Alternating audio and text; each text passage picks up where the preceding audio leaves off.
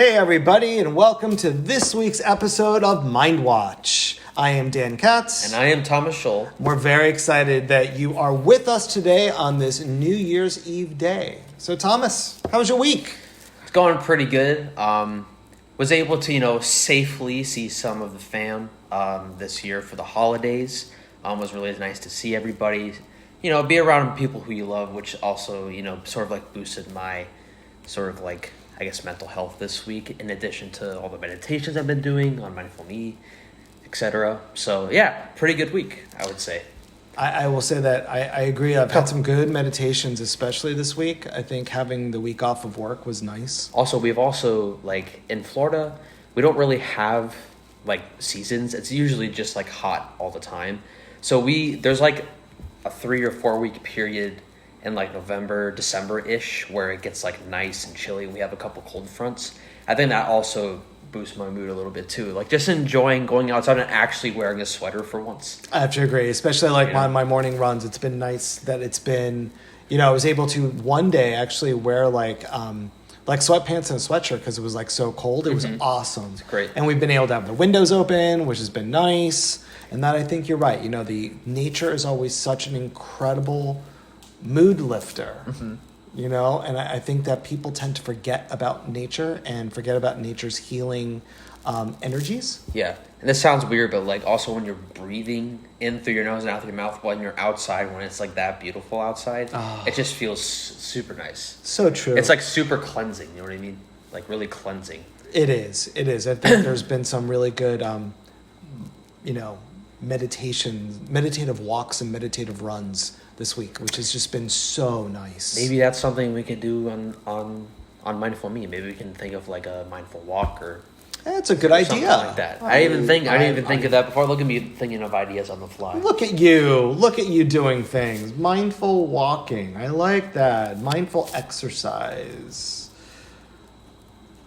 Writing it down. That'll be awesome so that we can bring it to the board and get it written. And also our new earphones that we got allows us to it enhances the sound a little bit so we can hear more of our surroundings, especially when you're outside. The AirPods Pro? No, this is not a sponsor, by the way, but we got the AirPods Pro from Apple. So worth it. But they're just really good headphones, and there's this mode called transparency mode where it's kind of like what I would imagine a hearing aid would be sort of. Not as strong, but it enhances the sounds when you put in the AirPods, and you can really hear the wind and everything around you. It's true. Today I was in transparency mode when I was doing my run, and it was really neat because I was able, the music that I was playing was great, it surrounded me, but yet all the nature noises really came in as well, and I was like, oh my God, this is just awesome. This is really good. Yeah, I just felt at an elevated level. So yes, no, we are not being paid to promote. This is just what, what we experienced. It enhanced our mindful walking. Yes, yes, it did. So today is New Year's Eve, and tomorrow is the first day of 2021. That's honestly terrifying. And exciting all at the same time. Yeah, can you believe, literally, this year has felt so young, or so long, but yet it went by so quickly at the same time. It did. And I will say that, we've had a lot of our newsletters, our weekly newsletters, have really discussed this about, yes, there's been, we can't even begin to explain the tragedies of 2020, from natural disaster type tragedies to the social injustice tragedies to the health tragedies. The list literally goes on and on. But at the same point, we've also discussed and everyone's heard, there's been some positive to this, and I think that if we all kind of look to that, even though through the quarantine, so many people were alone, nature was also given an opportunity to come back a little bit. To heal itself a little bit. Right. There's been so many different healings we can look at.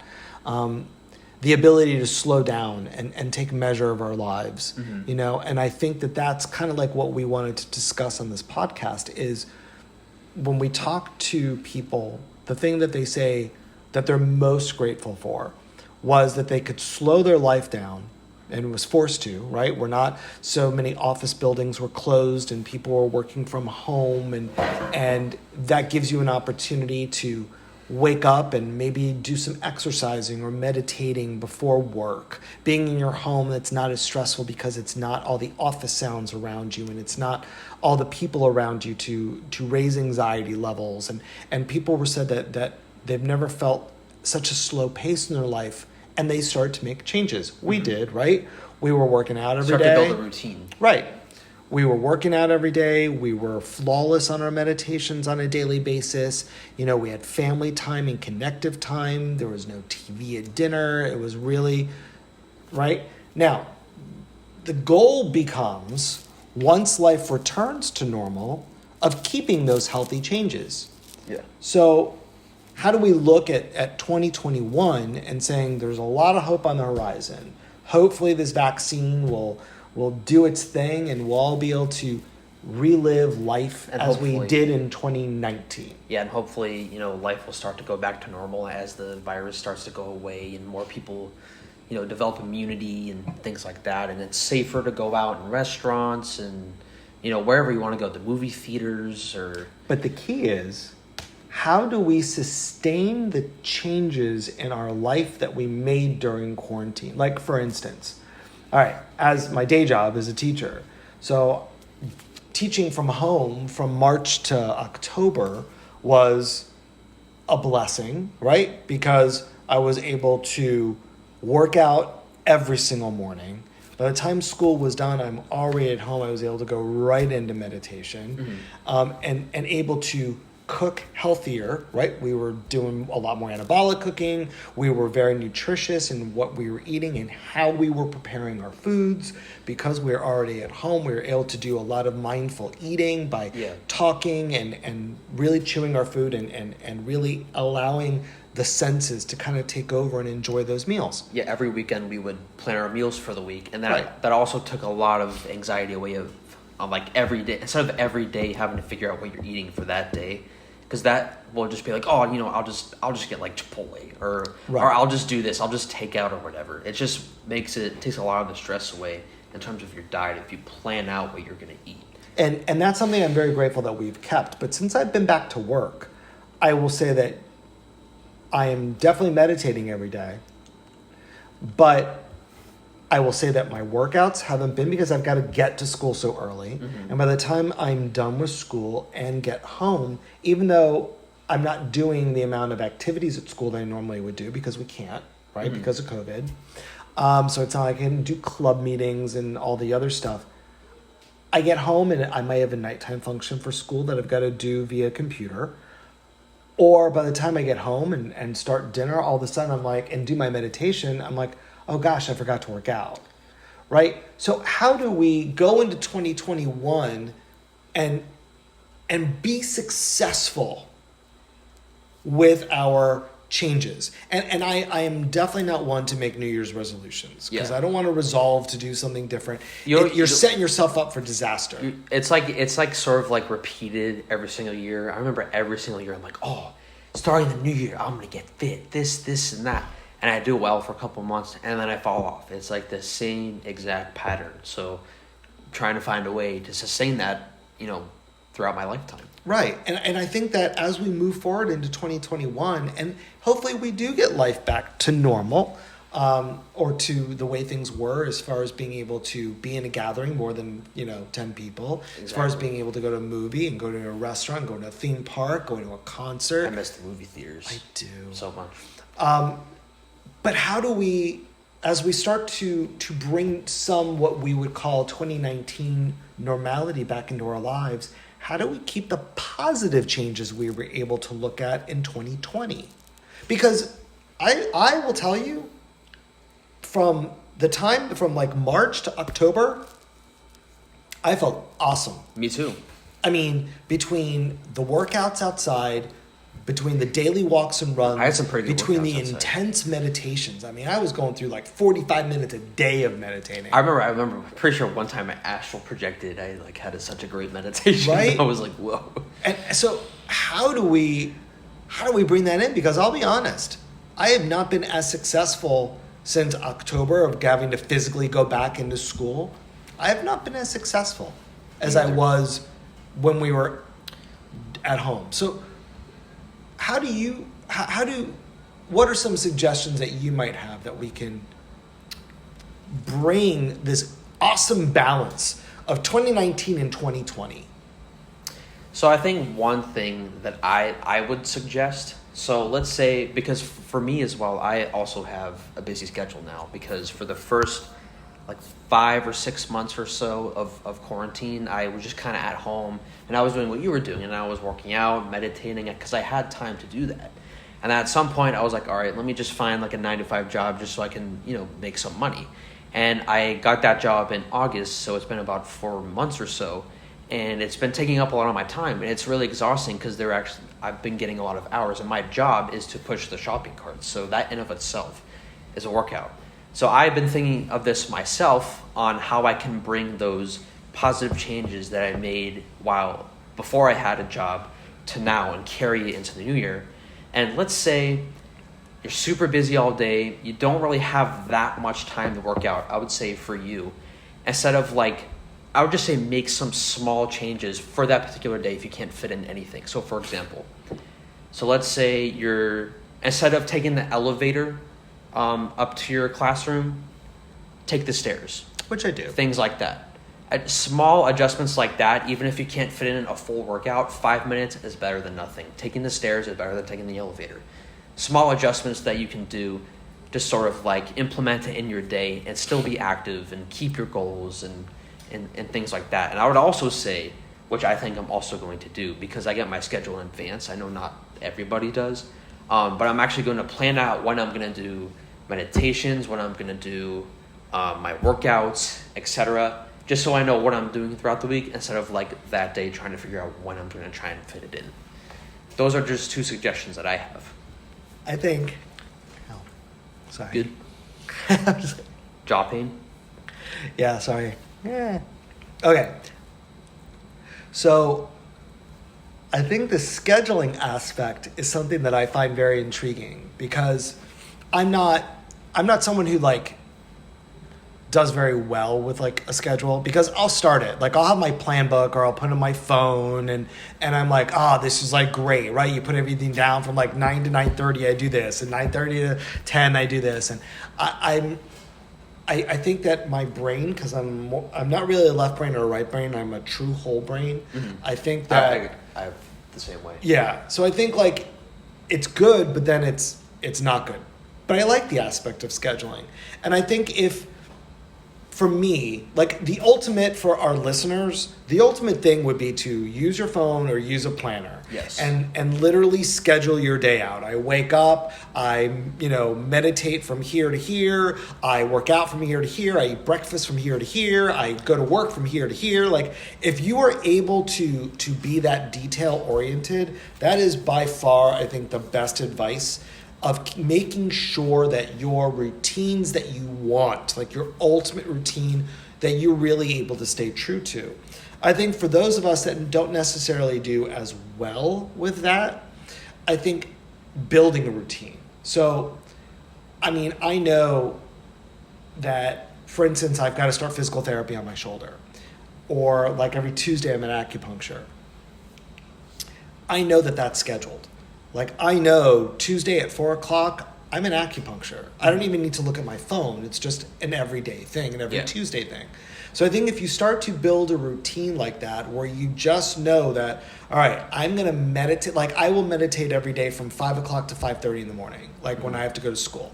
And I just know that. My alarm goes off at 5, and I go right into a meditation, and I go from 5 to 5:30. Even if my alarm isn't off, as soon as I wake up, my body is used to going right into a meditation. Yeah. Right? So it becomes almost second nature. So it's repetition almost becomes second nature. It's true. Yeah. So, and if I know that I want to work out, right? And I let's say that I want to do a home workout, Thomas and I are thinking about doing the Apple Fitness as a workout. Yeah. So we will know that as soon as we get home from work, go right to the TV, turn it on, and start it. Yeah. And I think at that point it just becomes part of your routine, and your brain just knows every, let's say, Monday, Wednesday, Friday, I'm doing Apple Fitness from 4 to 4:30. Yeah, I also think repetition also develops discipline, because I think one thing that I know that I've struggled with in the past is like consistent discipline. Yes, because me for too. 3 or 4 months I'll be killing it in the gym. Like I'll be going 5-6 days a week. I'll be good on my food. I'll like lose some weight, and then something will happen. Like like I got a job and I was like, I'm tired from that. When I just know I'm just using it as an excuse. I can definitely fit it within my day. I tell myself that I'm super tired just so I don't have to do the extra work. So for me, it's like developing the discipline and then maintaining the discipline. And I think something that you and I do... That's my struggle. But I think something that you and I do, which I think is really important if anybody's able to, is an accountability partner. Yes. Like, there's been times where I've like wanted to like cheat on like food, and you're like, no. Yeah, but sometimes I'm like, one M&M is not going to kill you. No, because like, no. Am I bad if I have an M&M? I'm like, it's literally one M&M. Right. So, right. We all also know when I'm being like silly. Yes. But having an accountability partner to kind of like, just check in with, like, even if it's a friend that you check in once a week and it's like, hey, I was great on my workouts this week, or I was really great on my diet this week. And I don't like the word diet. I really think that like, lifestyle choice is a better way of doing it, because I think when you're like, oh, I'm on a diet, it becomes this thing that you can fail at. Yeah. But when you just change eating habits. Yeah, I don't use the word diet. Yeah, it's just not because it sounds restrictive. It does. It sounds very restrictive. Because one thing I used to be terrified of was carbs and like sodas and things like that. When all you gotta do is just make the lower calorie adjustment. So like, for example, instead of drinking a Coke, have a Coke Zero or a Diet Coke. Drink as much as you want. It's literally 0 calories. Right. Because like calories are what get you learn fat. to love water, because water is awesome. Water is also too. Water replenishes. So good. I always make sure I drink at least 2 or 3 bottles of water every day. Because sometimes I'll have like a nice coffee in the morning. And my body's like, please, I need water. I know. I like, try. all right. I try and get to 64 ounces of water a day. I drink about 40 something ounces. I should probably drink more though. But are we supposed to drink like 8 cups a day? Isn't that the recommended? It's the recommended, but just the more water you can as long drink. as you're hydrated and not dehydrated. The other thing is, our friend Lisa told us a piece of advice, which I thought was really great. There are times throughout your day to do a mini workout. So, for instance, I have 10 minutes in between class, right? Bell rings, I have 10 minutes to use the restroom, prep for the next period for kids coming in. She's like, take 2 minutes and do jumping jacks for 2 minutes, or do push-ups for just 2 minutes. She's like, even if you can get like 15 push-ups, she's like, or 20 jumping jacks, and you've got 4 periods a day and you've got 3 times during the day that you can do that, your body keeps moving, because it's like, oh wow, it doesn't have time to like relax. And also like, because sometimes at the end of the day, like especially when you've had a long day of teaching, when you do that, you don't feel as tired at the end of the day because you've kept being energized. Right. You don't feel as like, oh, I want to take a nap after, right. And it's a great, and I'll tell you, for my lunchtime, like we get around 18 minutes for lunch.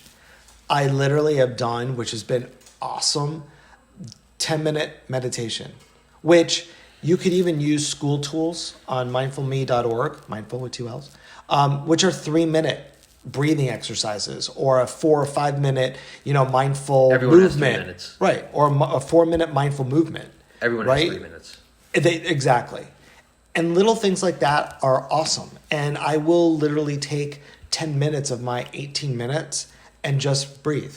Yeah. It's quiet. I'm in my room. I don't go to like the lunch area. I'm just in my room, turn the lights off, close my eyes, and literally breathe for 10 minutes. Because even if you're just breathing, that in of itself is meditating. And as you are breathing, just literally focus on your breath for 10 minutes and feel the rise of your stomach and the flattening of your stomach, and literally doing that for 10 minutes. Just paying attention to the sensations that you feel. Yeah, is just a great way to empty your glass. Exactly.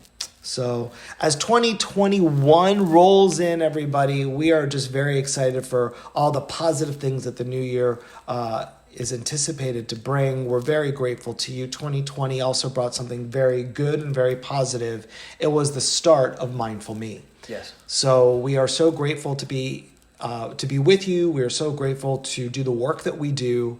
We're so grateful to hopefully be a light for people to look and join and have all of this incredible information just at people's fingertips. This is your sanctuary, folks. It is. This is yours.